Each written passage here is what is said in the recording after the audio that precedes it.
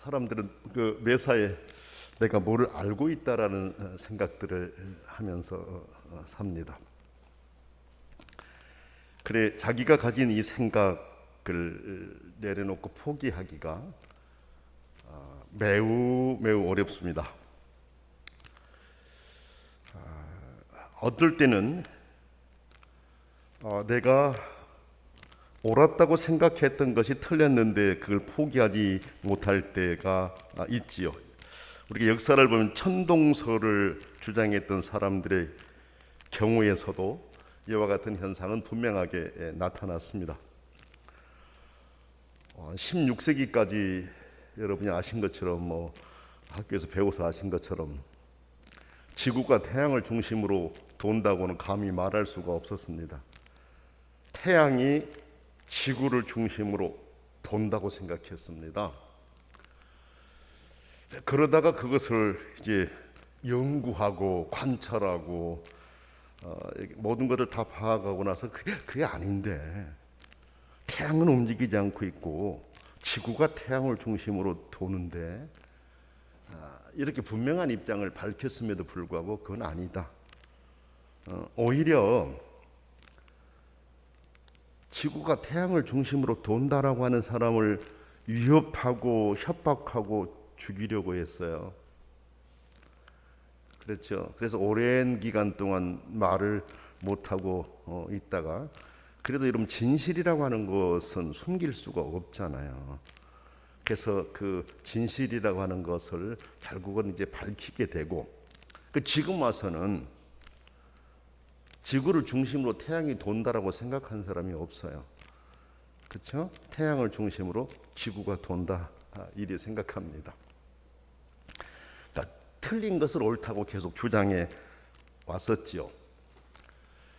여러분 한번 볼까요? 한 20층 그 높이 아파트에서 5톤 트럭하고 5톤 트럭에 시동을 거는 키, 조그마한 키하고 두 개를 똑같은 시각에 딱 떨어뜨렸을 때 어떤 현상이 나타나겠어요? 똑같은 시각에 똑같이 떨어집니다. 우리가 생각할 때는 5톤 트럭이 그렇게 크고 이 열쇠는 조그만한데 어떻게 똑같이 떨어집니까? 말도 안 됩니다. 이렇게 생각할 수 있어요. 그러나 이것은 이미 증명된 것이잖아요. 큰 5톤 트럭과 5톤 트럭 키를 이렇게 그 시동을 거는 키를 똑같은 시각에 딱 떨어뜨리면 똑같이 떨어진다라고 하는 것. 우리가 생각할 때는 무게 때문에 무게에 의해 떨어진다 이렇게 생각하지만 과학자들은 그렇게 보지 않잖아요. 끌어다니는 힘에 의해서 떨어진다고 보지 않습니까? 그렇죠? 네. 그렇기 때문에 끌어다니는 힘이 같기 때문에 똑같은 시각에 떨어뜨리면 똑같은 시각이 딱 떨어지는 거예요. 물론 종이와 같이 이렇게 펄럭임에 공기 저항을 받는 것은 그렇게 할 수가 없습니다. 그러니까 이런 여러 가지들이 이제 이미 증명이 되어서 확인되고 이랬는데도 과거 역사들을 보면은 그건 아니다, 이건 절대 그럴 수 없다 이렇게 생각할 때가 있어서, 그러니까 인간의 지식의 한계라고 하는 것은 그렇습니다. 여러 가지가 있죠. 사람이 사는 세상 안에는 틀린 것인데도 그것을 내려놓지 못하여 옳은 것을 받아들이지 못하는 경우가 너무나도 많습니다. 이것은 자신들의 고집일 수도 있고 자신들의 자리를 지키기 위한 처신일 수도 있습니다.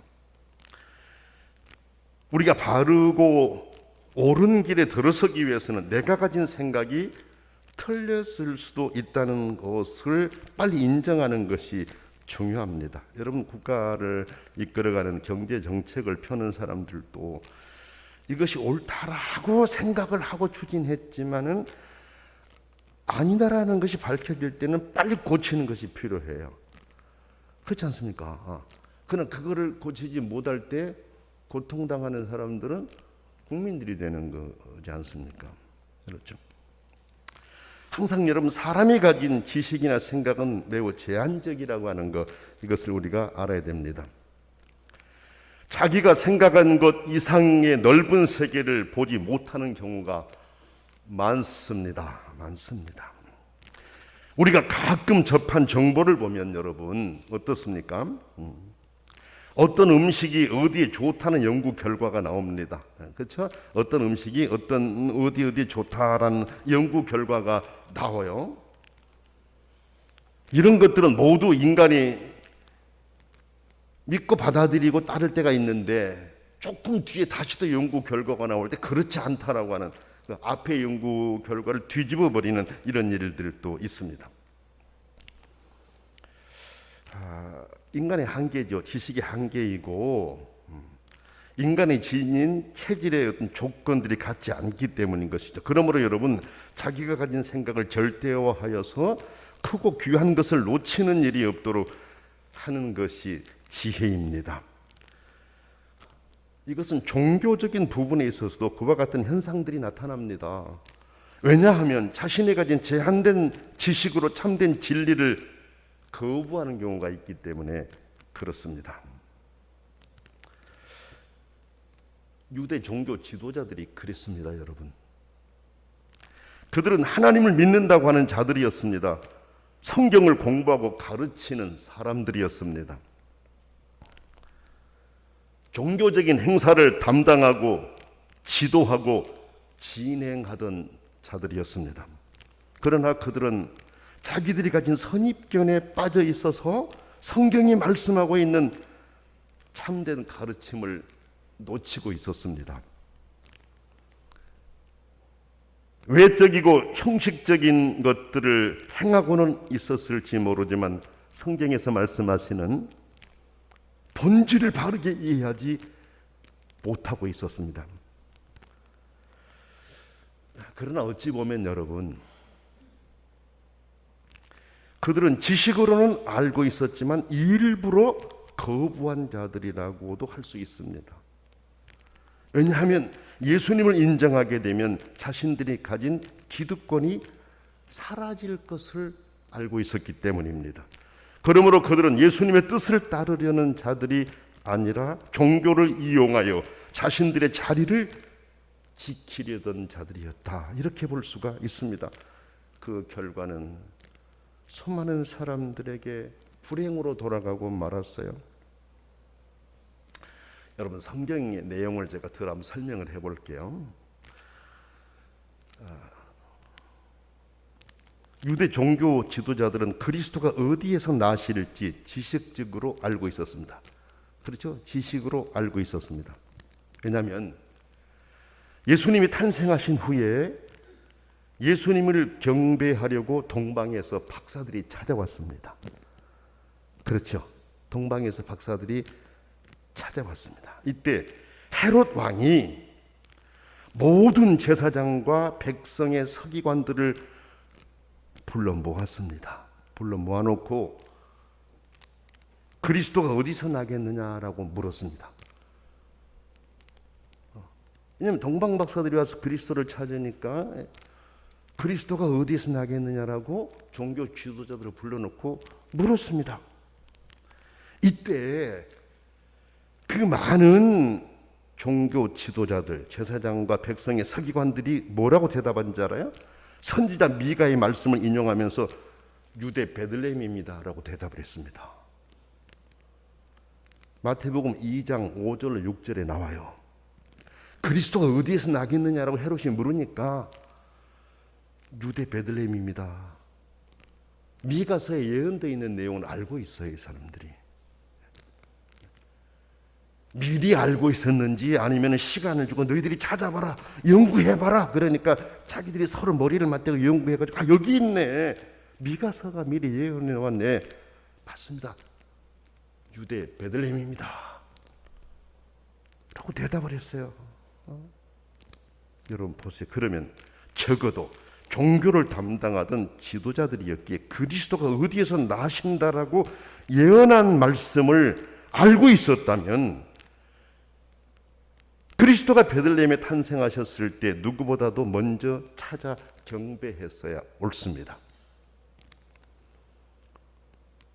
또 처음에는 몰랐지만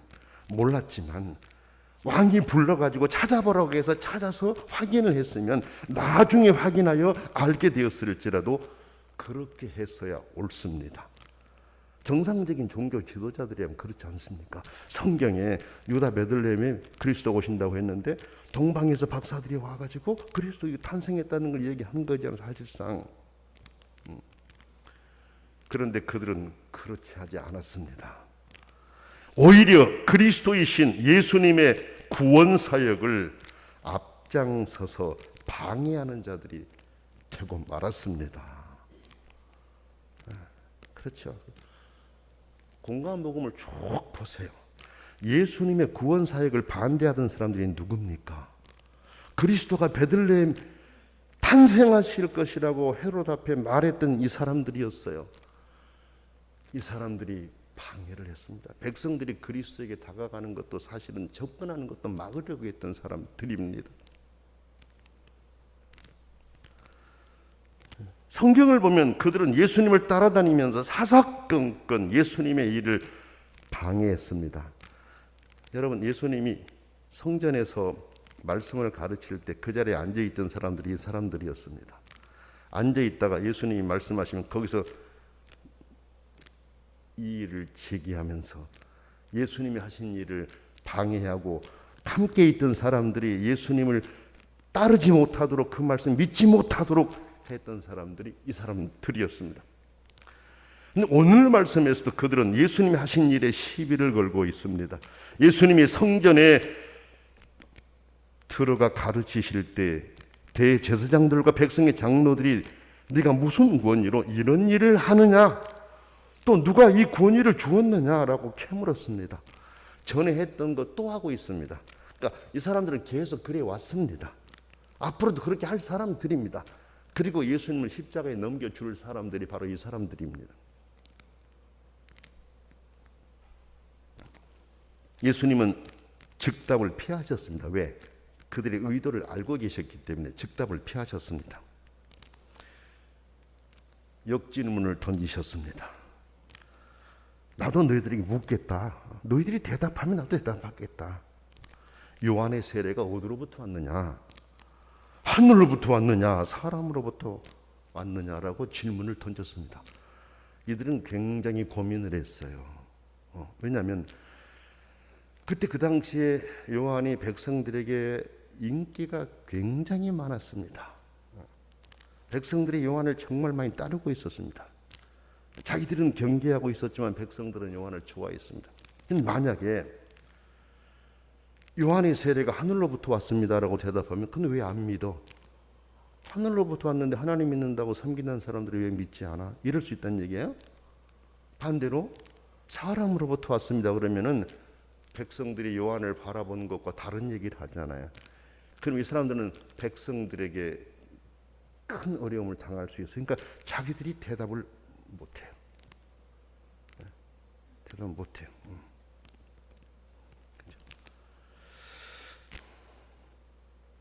예수님 왜 이런 질문을 던졌을 것 같아요? 세례 요한의 소식과 운명이 예수님의 소식과 운명에 밀접하게 관련되어 있다라고 하는 것을 알리시려는 것이었습니다. 예수님께서는. 왜냐하면 세례 요한은 예수님의 오심을 준비하기 위해서 왔지 않습니까? 그러므로 예수님이 이런 질문을 던지신 것은 그들이 세례 요한과 그의 선포를 진지하게 받아들이지 않았기 때문에 장차 그들이 당하게 될 운명이 어떤 것인지를 알려주시려는 것이었어요. 그래서 그들로 하여금 깊이 생각하게 하시려고 예수님이 그런 질문을 던졌습니다. 그런데 그들은 대답하지 못했어요. 그러니까 예수님도 나도 그러면 내 권위가 어디서 왔는지 말하지 않겠다. 그러면서 말을 하지 않으셨습니다. 그러면서 좀 알아듣기 쉽게 예수님이 깨우치는 말씀을 하셔요. 두 아들에 관하여서 말씀하십니다. 복음을 받아들인 자와 복음을 거부한 자들의 운명에 관해서 말씀하시려고 두 아들을 들어서 비유로 말씀을 하셨어요. 이렇게 말씀하시죠. 어떤 사람에게 두 아들이 있는데 맏아들에게 오늘 포도원에 가서 일 좀 해라. 그랬더니 아버지 가겠습니다.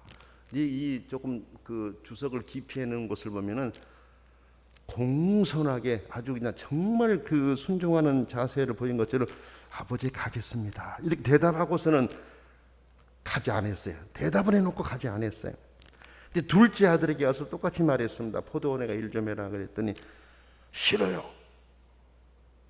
그렇게 해놓고 돌아서서 뉘우치고 아버지가 말씀하셨는데 가야지. 그렇죠? 뉘우치고 갔다라는 것입니다.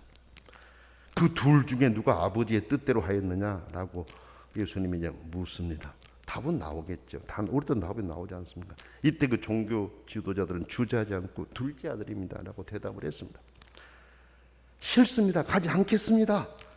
해놓고 뒤돌아서 뉘우치고 가서 아버지가 시킨 대로 포도원에 가서 일을 한 아들이었다라는 것입니다. 전에도 이 부분에 대해서는 제가 여러분에게 말씀을 드린 적이 있습니다. 영어 성경과 우리 성경의 번역상의 차이가 있다는 말씀을 제가 드렸었죠.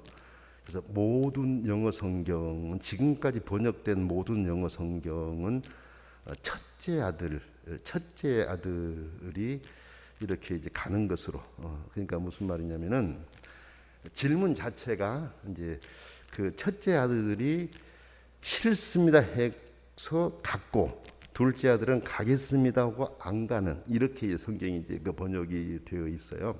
그래서 누가 뜻대로 했나 당연히 첫째입니다. 영어 성경은 the first 첫째라고 되어 있어요.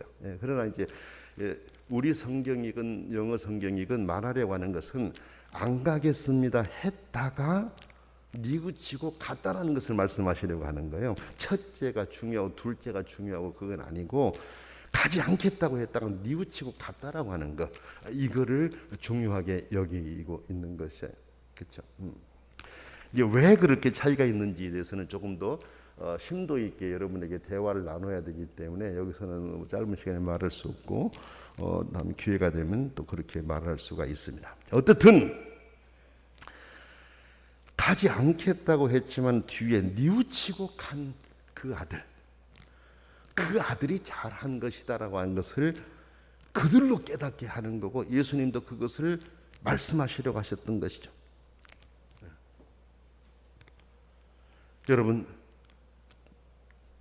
그들이 대답이 나오자마자 예수님은 곧바로 종교 지도자들인 여러분은 대답은 잘해놓고 불순종한 아들과 같다. 그리고 여러분들이 멸시하는 세리들과 창녀들은 처음에 거절했지만 나중에 뉘우치고 순종한 아들과 같다라고 하시면서 종교 지도자들이 불행한 장래에 대해서 말씀을 하셨습니다. 무슨 말씀인 것 같아요?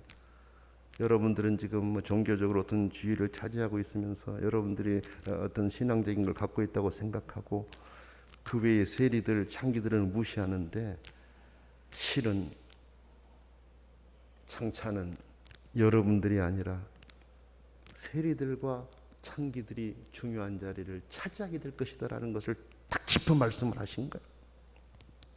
근데 여러분이 성경을 보면서 여기 너희보다 먼저 하나님 나라에 들어가리라 이래 있거든요. 그러면은 나중에 여러분도 들어갈 수 있다 이렇게 이제 우리 해석에 받아들일 수 있잖아요.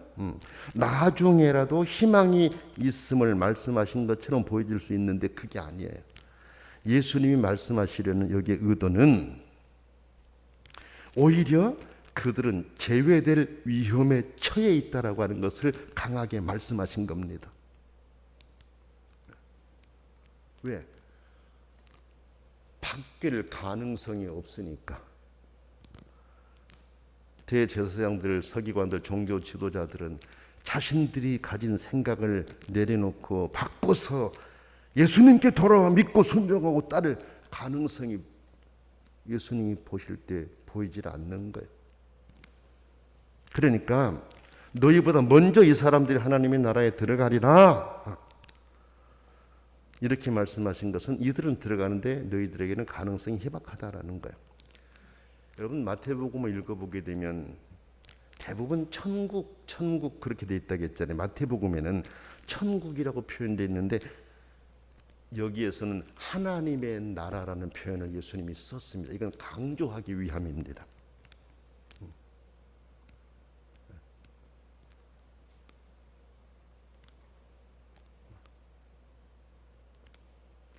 우리가 바실레이아 톤 우라논, 바실레이아 투 데우 차이가 있어요. 천국과 하나님의 나라. 근데 물론 이제 같은 의미로 이렇게 사용된다 하지만 마태복음에서는 천국이란 표현을 많이 썼어요. 쭉 천국은 그랬거든요.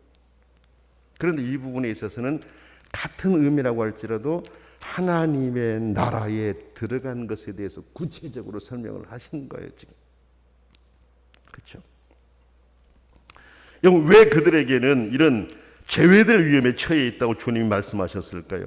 그들은 세례 요한이 외친 의의 도를 무시했고 회개의 세례도 거부했기 때문에 그렇습니다. 백성들은 몰려와서 세례를 받았지만 이들은 세례를 거부했습니다.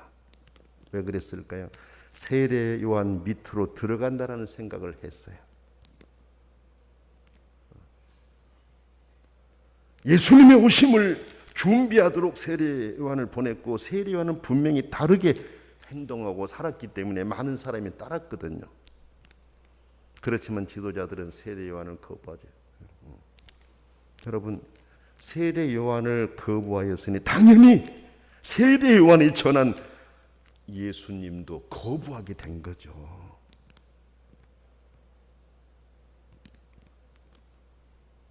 우리는 우리의 지식과 생각을 내려놓고 겸손하게 하나님의 뜻을 따르려는 자세로 살아가야 합니다. 머리로 많이 안다는 사람들이 오히려 하나님의 뜻을 거역하는 일을 범할 수도 있다는 것을 마음에 두고 믿음의 길을 갈 필요가 있습니다. 신앙은 머리 안에만 있어서는 안 되고 변화되는 행동이 뒤따라야 하기 때문에 그렇습니다. 우리는 하나님의 말씀을 바르게 이해할 수 있도록 기도해야 됩니다. 그리고 그 말씀에 따라 믿음의 길을 가도록 힘써야 합니다. 유대 종교 지도자들은 그리스도가 어디에서 오시리라는 것을 알고 있었지만 그리스도를 믿지는 않았습니다. 그들이 생각한 그리스도와 실제로 오신 그리스도를 구별해 버리려고 했습니다. 서로 다르다고 생각하려고 했습니다. 그래서 하나님의 말씀에 대한 바른 지식과 이해와 해석을 하는 것이 매우 중요합니다. 이런 것이 없을 때 이단이 나오게 되고 이단에 빠지게 되고 잘못된 행동을 하게 됩니다. 역사를 보면 유대 종교 지도자들만이 아니었습니다. 지금까지도 수많은 이단들이 나타나 사람들을 미혹하고 있지 않습니까? 이는 하나님의 말씀을 액면 그대로 보려고 하지 않고 자신들의 이익을 고려해서 해석하고 믿으려는 사람들이 있기 때문에 그렇습니다. 예수님은 그런 잘못된 생각을 가진 지도자들의 위험을 경고하시면서 순수하고 깨끗한 마음으로 예수님을 받아들인 자들의 구원을 말씀하셨습니다.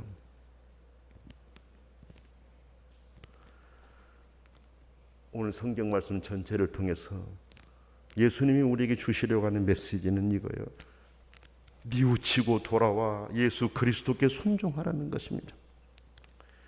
뉘우쳤다는 것은, 말씀하신 것은 인간은 온전한 사람이 없다라는 것을 암시하신 부분이에요. 여러분, 뉘우쳤다라고 하는 것 자체가 뭡니까? 사람에게 잘못이 있기 때문에 뉘우친다라고 말하지 않습니까? 예수님께 뉘우쳤다라고 말씀하신 것은 인간은 불완전하고 실수할 수 있다라고 하는 걸 인정하신 겁니다. 근데 기독교는 회개의 종교 아닙니까? 완전을 요구한 종교가 아니에요. 물론 하나님이 온전하신 것이 우리도 온전한 말씀, 이건 무슨 말이냐? 온전하게 하나님만 바라보라는 뜻이에요, 이게. 다른 데로 생각을 돌리지 말고 하나님만 바라보고 살아가라는 것.